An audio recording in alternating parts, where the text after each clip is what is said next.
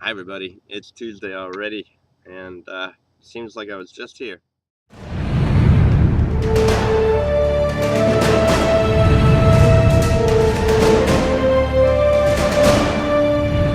Last week, I kind of did a recap on the series God's Crazy Law, thinking that I was going to stop for a while.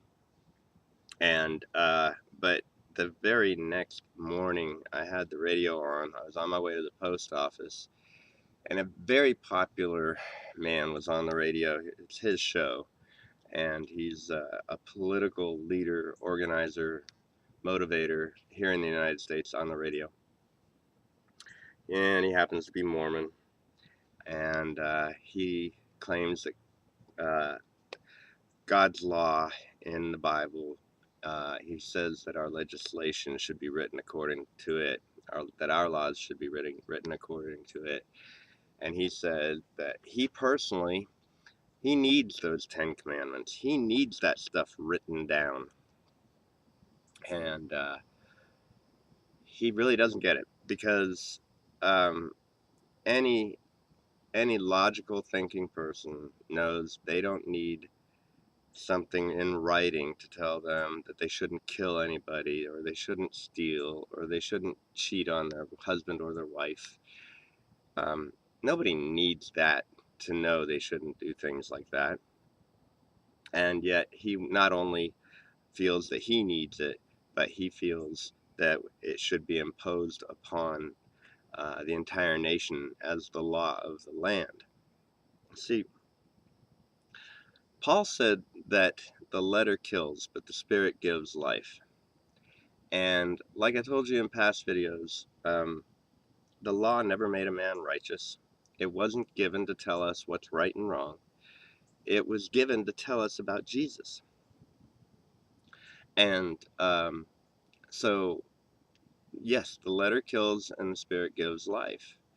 If you invoke the letter of the law, if somebody kills, you have to kill them. If your child is incorrigible by the age of 13, you're to kill them. See, the letter does kill. And like I pointed out in previous videos, the law does kill, but God doesn't. The people that the law kills, God doesn't. God's the giver of life. He's not the taker. And so to understand the gospel, you got to understand the spirit of why that law was given, not invoke the letter of it. And it was given to tell us about Jesus. It was given to reveal this condition of sin that Jesus would come to end once and for all. But invoking it is a very deadly thing to a person's own spirit. It crushes the spirit and the soul of a person. It takes away hope. There is no hope in the letter of the law. So um, I just wanted to emphasize that it's very popular nowadays, both here in the United States and with evangelicals around the world who are trying to literally control their nation through the Mosaic Law. It never made a person good, never made a person righteous, and it will, however, kill any idea, any understanding you have of the gospel of peace and grace.